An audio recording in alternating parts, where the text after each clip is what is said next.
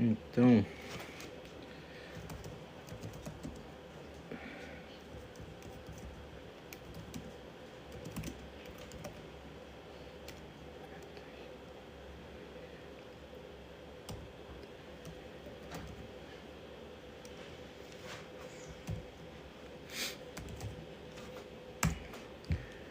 vamos continuar a leitura bíblica.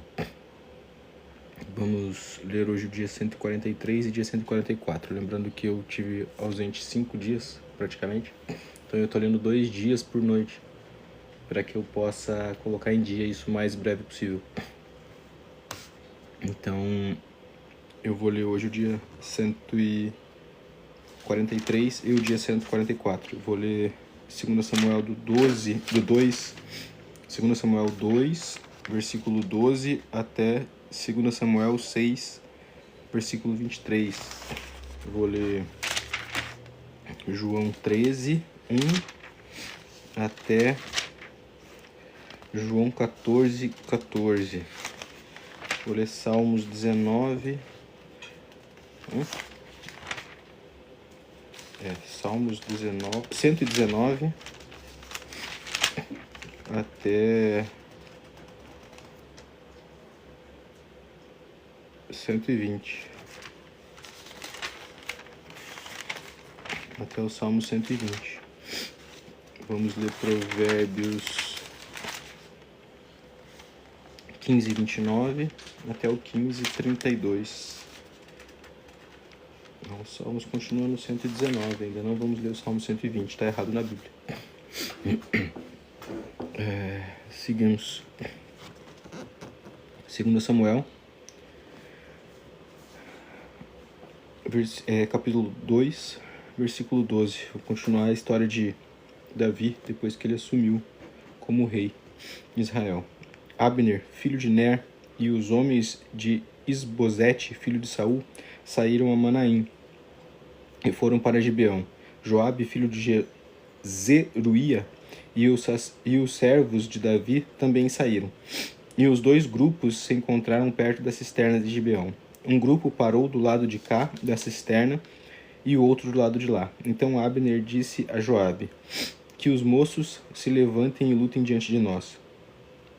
Joabe respondeu: está bem. Então se levantaram e avançaram em igual número, 12 de Benjamim, da parte de Isbosete, filho de Saul, e 12 homens de Davi. Cada um pegou o seu adversário pela cabeça e meteu-lhe a espada no lado, e caíram mortos juntos. Por isso, aquele lugar foi chamado de Campos de Espadas. Fica perto de Gibeão. Houve um combate intenso naquele dia, e Abner e os homens de Israel foram derrotados pelos homens de Davi.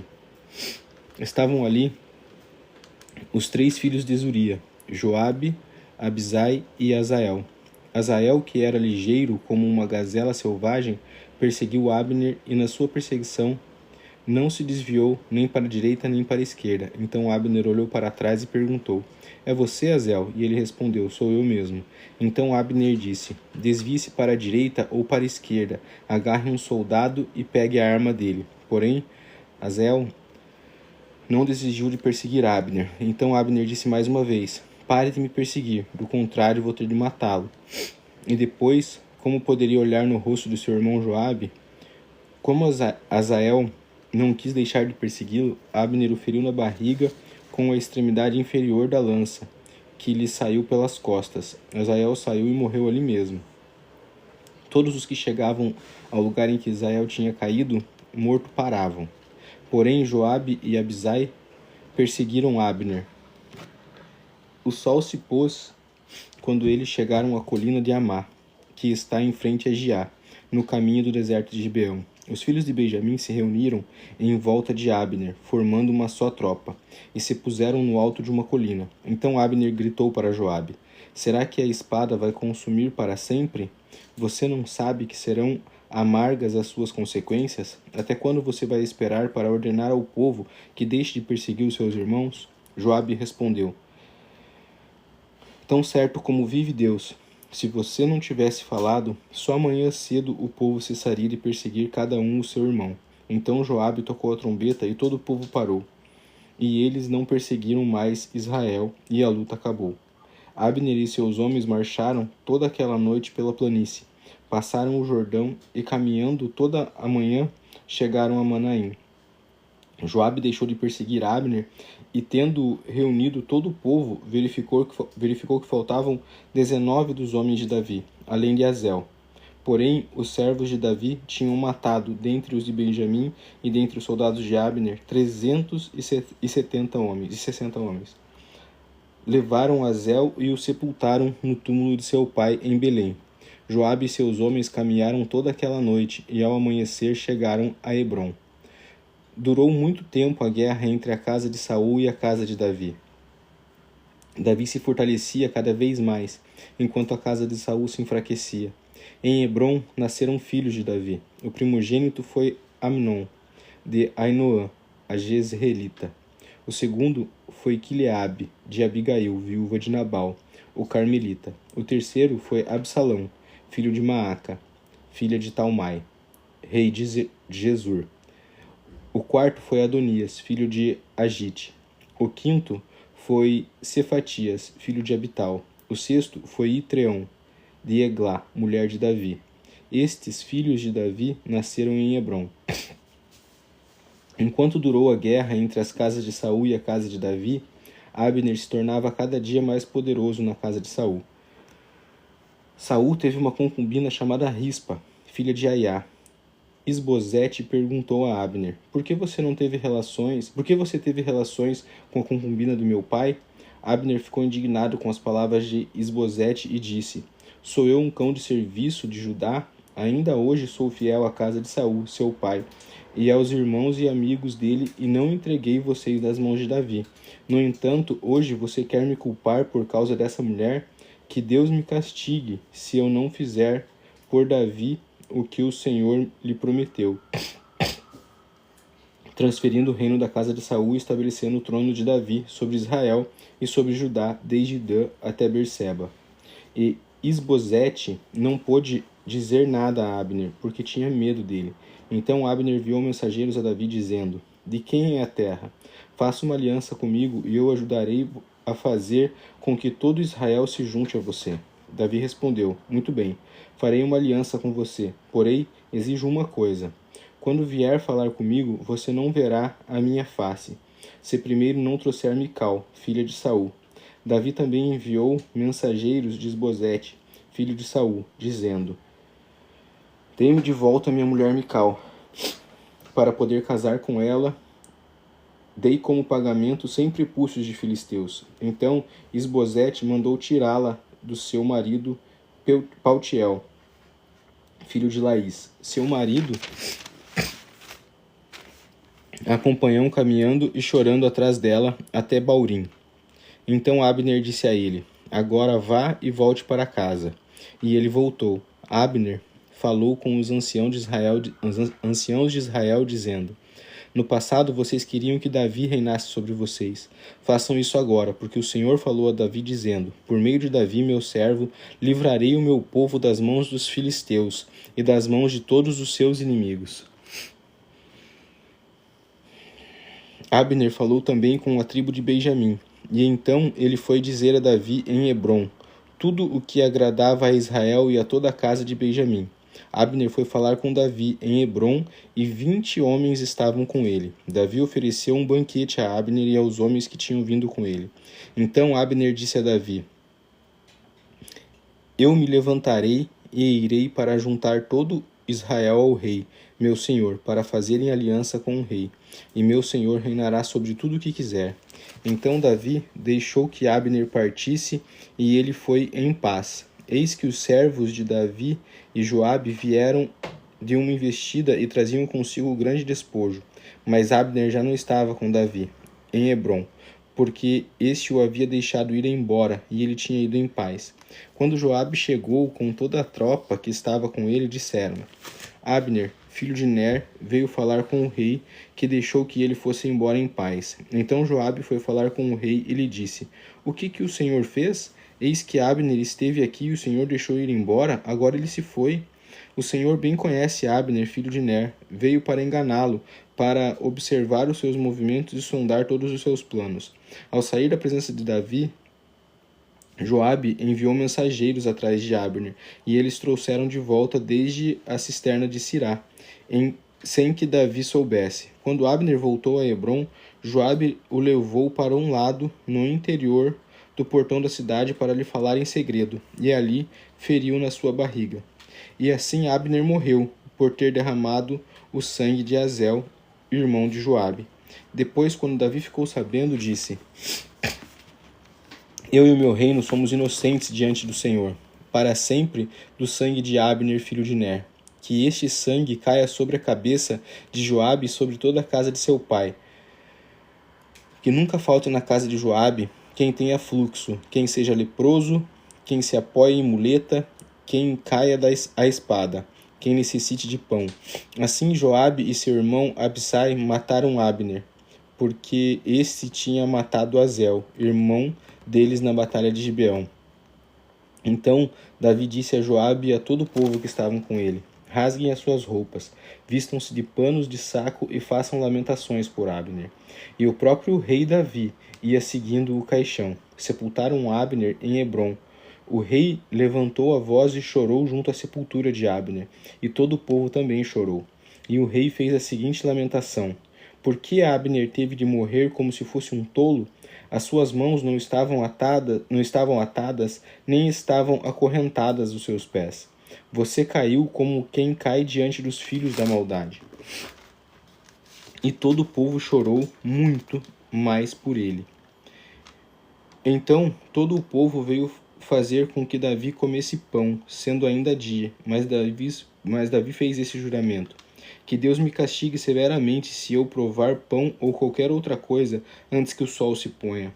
Todo o povo notou isso e aprovou essa atitude, assim como aprova tudo o que o rei fazia. Naquele dia, todo o povo e todo Israel ficaram sabendo que o rei não tinha nada a ver com a morte de Abner, filho de Ner. Então o rei disse aos seus servos: Saibam que hoje caiu em Israel um príncipe e um grande homem. Hoje sou fraco, embora ungido rei. Esses homens, os filhos de Zeruia, são mais fortes do que eu. Que o Senhor retribua ao que fez esse mal como ele merece. Quanto Isbosete, filho de Saul, soube que Abner tinha sido morto em Hebrom. As suas mãos desfaleceram, e todo Israel ficou consternado. Este filho de Saul tinha a seu serviço 2 homens capitães de tropas. Um se chamava Baaná e o outro Recabe.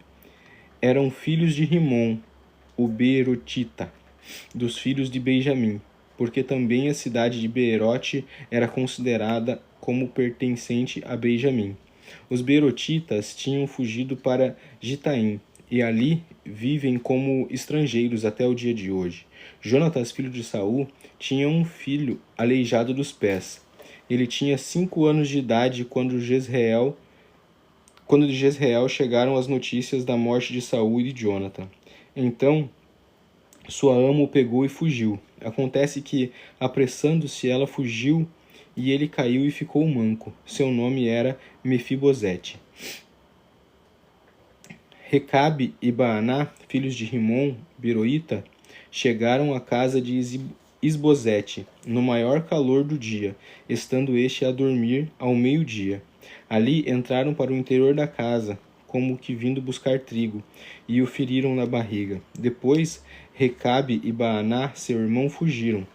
Eles tinham entrado na casa enquanto Isbosete estava deitado em sua cama, no quarto de dormir. Feriram-no e o mataram. Depois, cortaram na cabeça dele e levaram, andando toda a noite pelo caminho da planície. Levaram a cabeça de Isbosete ao rei Davi em Hebrom, e lhes disseram: Aqui está a cabeça de Isbosete, filho de seu inimigo Saul, que queria matá-lo. Assim, hoje o Senhor Deus vingou o rei, meu senhor, de Saul e da sua descendência. Porém Davi respondeu Recabe e Abaná, seu irmão, filho de Rimom, o Berotita, dizendo: Tão certo como vive o Senhor, que remiu a minha alma de toda angústia, quando alguém me trouxe a notícia que Saul estava morto, pensando que me trazia uma boa notícia. Como recompensa eu o agarrei e o matei em Ziclague. muito mais agora que os homens perversos mataram um homem justo em sua casa, deitado no seu leito. Será que eu não requereria o sangue dele das mãos de vocês e não os exterminaria da face da terra? Então Davi deu a ordem aos seus moços e eles mataram Recabe e Baaná. Depois cortaram as mãos e os pés deles e os penduraram junto à cisterna de Hebrom. Porém, pegaram a cabeça de Isbosete e a sepultaram no túmulo de Abner, em Hebrom. Então todas as tribos de Israel vieram a Davi em Hebrom e disseram: Veja, somos do mesmo povo que o Senhor, ó rei. No passado, quando Saul ainda era rei sobre nós, era o Senhor quem fazia entradas e saídas militares com Israel. Também o Senhor Deus lhe disse: Você apacentará o meu povo de Israel e será príncipe sobre Israel. Assim todos os anciãos de Israel foram falar com o rei em Hebrom, e o rei Davi fez com eles uma aliança em Hebrom, diante do Senhor, e eles ungiram Davi rei sobre Israel. Davi tinha 30 anos de idade quando começou a reinar.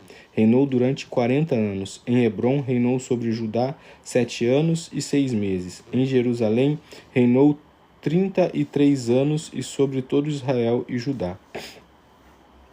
O rei Davi partiu com os seus homens para Jerusalém, para atacar os jebuseus que moravam naquela terra. Os jebuseus disseram a Davi: Você não entrará aqui, até os cegos e os coxos poderão impedi-lo de entrar. Com isso queriam dizer: Davi não entrará nesse lugar. Porém, Davi tomou a fortaleza de Sião, isto é, a cidade de Davi. Davi, naquele dia, mandou dizer: Tudo que está disposto a atacar os jebuseus, suba pelo canal subterrâneo e ataque os cegos e os coxos, e a quem a alma de Davi odeia. Por isso se diz: nem cego nem coxo entrará na casa. Assim, Davi morou na fortaleza e a chamou de cidade de Davi. Ele foi edificando ao redor desde Milo e para o centro. Davi ia crescendo em poder cada vez mais, porque o Senhor, o Deus dos exércitos, estava com ele. Hirão, rei de Tiro, enviou a Davi um mensageiro, madeira de cedro, carpinteiros e pedreiros. Esses construíram um palácio para Davi. Então Davi reconheceu que o Senhor o havia confirmado como rei sobre Israel e tinha exaltado seu reino por amor do seu povo de Israel. Davi tomou mais concubinas e mulheres de Jerusalém. Depois que tinham vindo de Hebrom, e nasceram-lhe mais filhos e filhas. São esses os nomes dos filhos de Davi que nasceram em Jerusalém: Samuá, Sobabe, Natã, Salomão, Ibar, Elisua, Nefeg, Zafia, Elisama, Eliada e Elifelete. Quando os filisteus ouviram que Davi tinha sido ungido rei sobre Israel, subiram todos para prendê-lo. Quando soube disso, Davi desceu para a fortaleza. Mas os filisteus vieram e se espalharam pelo vale dos Refaíns. Então Davi consultou o Senhor, dizendo: Devo atacar os filisteus? Tu os entregarás em minhas mãos? O Senhor respondeu: Vá, porque certamente entregarei os filisteus nas suas mãos. Então Davi foi até Baal-Parazim e os derrotou ali, e disse: O Senhor rompeu as fileiras inimigas diante de mim, como as águas rompem as barreiras. Por isso chamou aquele lugar de Baal-Perazim. Os filisteus deixaram lá seus ídolos, e Davi e seus homens os levaram embora. Os filisteus tornaram a subir e se espalharam pelo vale dos Refaíns. Davi consultou o Senhor, e este lhe respondeu: Não os ataque de frente, mas rodeie por detrás deles e os ataque-os por diante das amoreiras.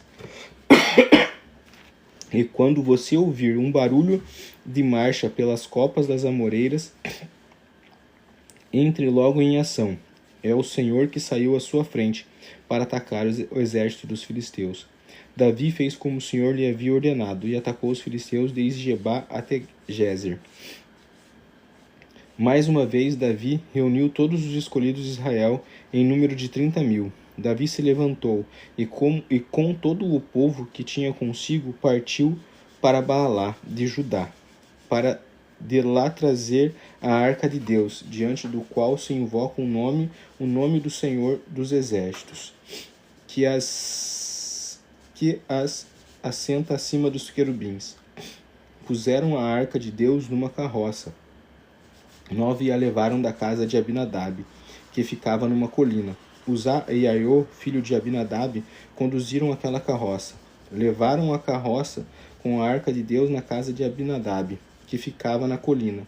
E Aiô ia diante da arca. Davi e toda a casa de Israel se alegrava diante do Senhor, com todo tipo de instrumentos de madeira, de faia, de harpas, liras, tamborins, pandeiros e cimbalos.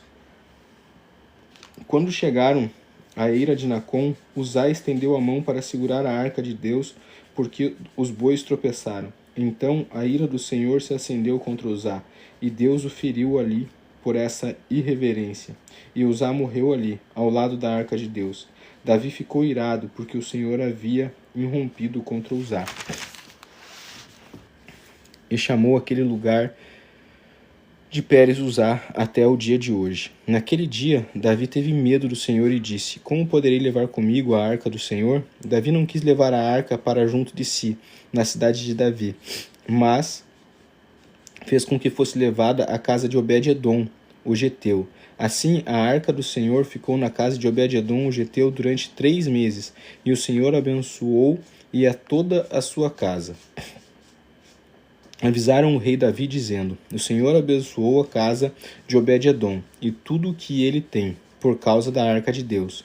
Então Davi foi e com alegria trouxe a arca de Deus da casa de Obed-edom à cidade de Davi. Quando os que levavam a arca do Senhor tinham dado 6 passos, Davi sacrificava um boi e um animal gordo. Davi dançava com todas as suas forças diante do Senhor. Ele estava cingindo de uma estola sacerdotal de linho. Assim Davi, com todo Israel, levou a arca do Senhor com júbilo e ao som de trombetas. Quando a arca do Senhor estava entrando na cidade de Davi, Mical, filha de Saul, olhou pela janela. E ao ver o rei Davi, que ia saltando e dançando diante do Senhor, ela o desprezou em seu coração. Levaram a arca do Senhor e a puseram em seu lugar, no meio da tenda de Davi. E no meio da tenda de Davi tinha preparado para ela. Então Davi trouxe holocaustos e ofertas pacíficas diante do Senhor.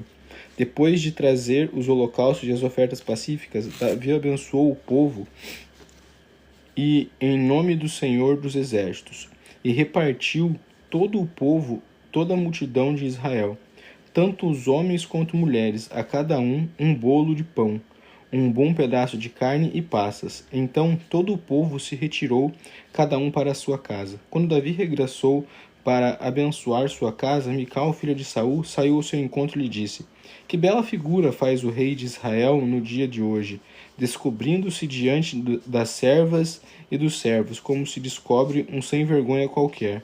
Mas Davi disse a Mical: Eu fiz isso diante do Senhor, que me escolheu em lugar de seu pai e de toda a casa dele, ordenando que eu fosse o príncipe sobre o povo do Senhor, sobre Israel. Foi adiante do Senhor que me alegrei, e me farei ainda mais desprezível e me humilharei aos meus próprios olhos. Quanto às servas de quem você me falou, serei honrado por elas. Mical, filha de Saul, não teve filhos até o dia de sua morte.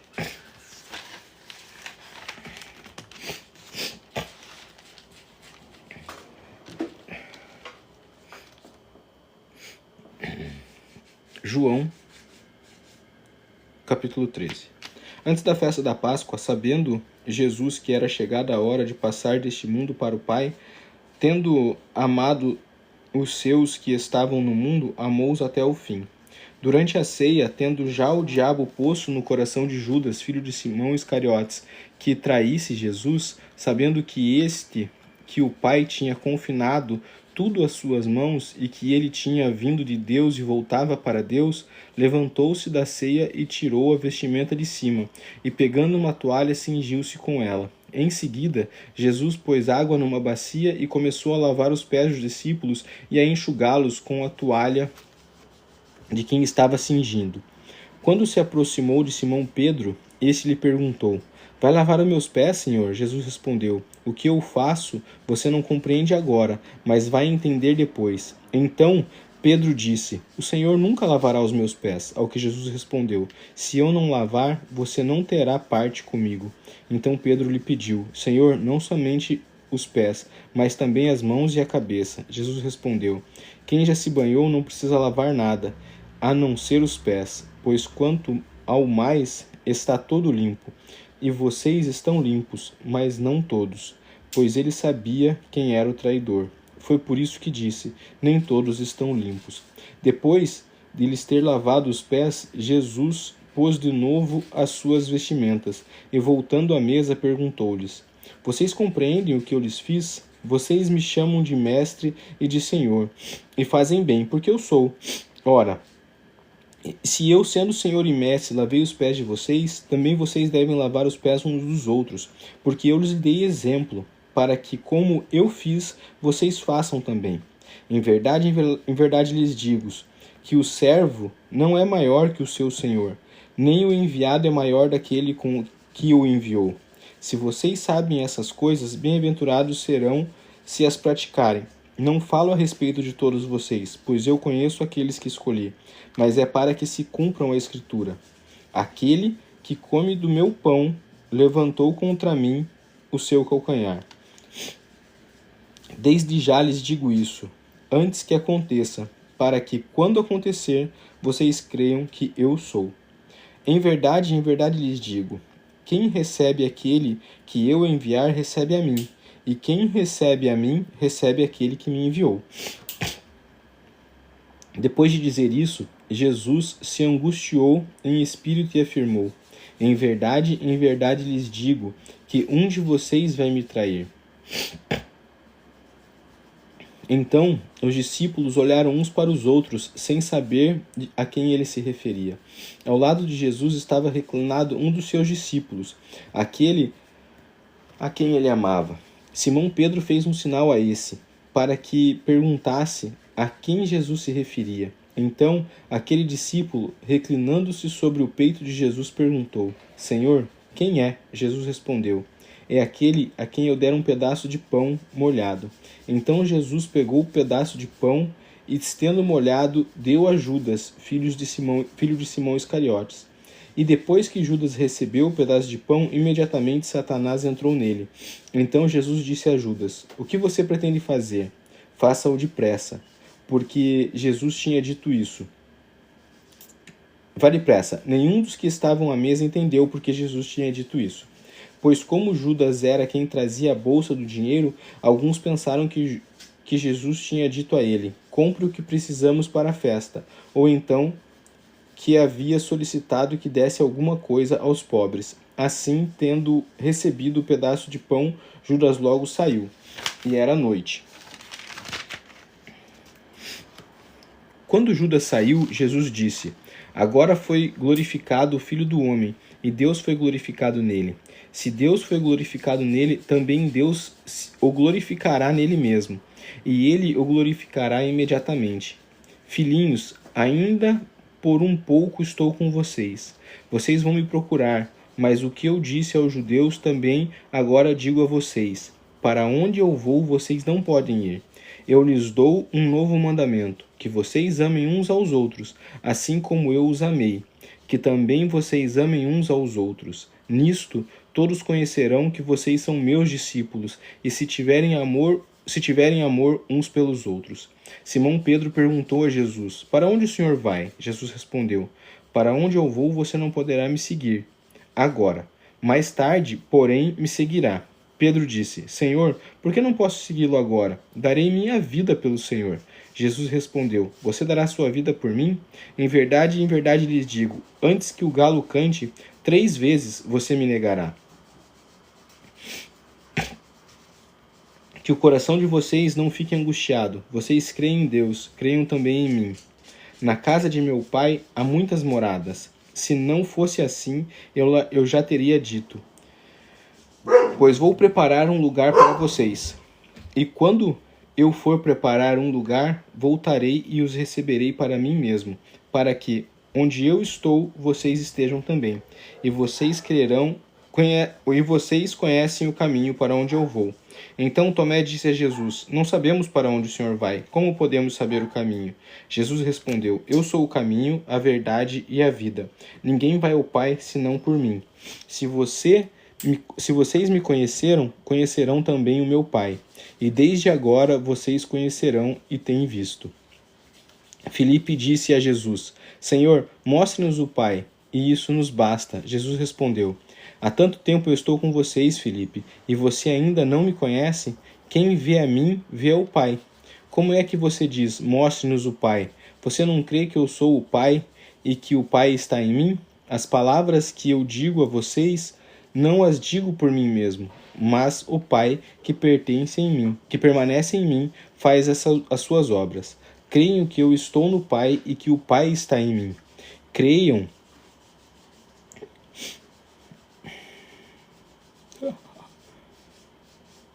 ao menos por causa das mesmas obras. Em verdade lhes digo que aquele que crê em mim fará também as obras que eu faço e outras maiores fará, porque eu vou para junto do Pai. E tudo o que vocês pedirem em meu nome, isso farei, a fim de que o Pai seja glorificado no Filho. Se me pedirem alguma coisa em meu nome, eu o farei. Salmo 119. Bem-aventurados os irrepreensíveis no seu caminho, que andam na lei do Senhor. Bem-aventurados os que guardam os seus testemunhos e buscam de todo o coração. Não praticam iniquidade e andam nos seus caminhos. Tu ordenaste os teus preceitos para que os cumpramos à risca. Que quem dera fossem firmes os meus passos, para que eu observe os teus decretos. Então não terei que me envergonhar quando considerar todos os teus mandamentos. Eu te darei graças com integridade de coração, quando tiver aprendido os teus retos juízos. Cumprirei os teus decretos, não me desampare jamais. De que maneira poderá o jovem guardar puro o seu caminho? Observando-o segundo a tua palavra. De todo o coração te busquei. Não deixes que eu me desvie de teus mandamentos. Guardo a tua palavra no meu coração, para não pecar contra ti. Bendito és tu, Senhor. Ensina-me os teus decretos, com os lábios tendo narrado todos os juízos da tua boca. Mas me alegro com o caminho dos teus testemunhos, do que com todas as riquezas. Meditarei nos teus preceitos e as tuas veredas terei respeito. Terei prazer nos teus decretos, não me esquecerei da tua palavra. Sê generoso com o teu servo, para que eu viva e observe a tua palavra. Desvenda os meus olhos para que eu contemple as maravilhas da tua lei. Sou peregrino na terra, não escondas de mim os teus mandamentos. Consumida está a minha alma por desejar incessantemente os teus juízos. Tu repreendes os soberbos, os malditos, que se desviam dos teus mandamentos. Tira de sobre mim os insultos e o desprezo, pois tenho guardado os teus testemunhos. Assentam-se príncipes e falam contra mim, mas o teu servo meditou nos teus decretos. Também os teus testemunhos são o meu prazer.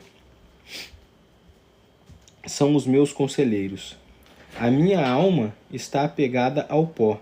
Vivifica-me segundo a tua palavra. Eu te expus os meus caminhos e tu me respondeste. Ensina-me os teus decretos. Faz-me compreender o caminho dos teus preceitos e meditarei nas tuas maravilhas. A minha alma se consome de tristeza. Fortalece-me segundo a tua palavra. Afasta-se de mim o caminho da falsidade e favorece-me com a tua lei. Escolhi o caminho da felicidade e decidi seguir os teus juízos. Aos teus testemunhos me apego. Não permita, Senhor, que eu seja envergonhado. Percorrerei o caminho dos teus mandamentos, quando me deres mais entendimento. Provérbios 15, versículo 29.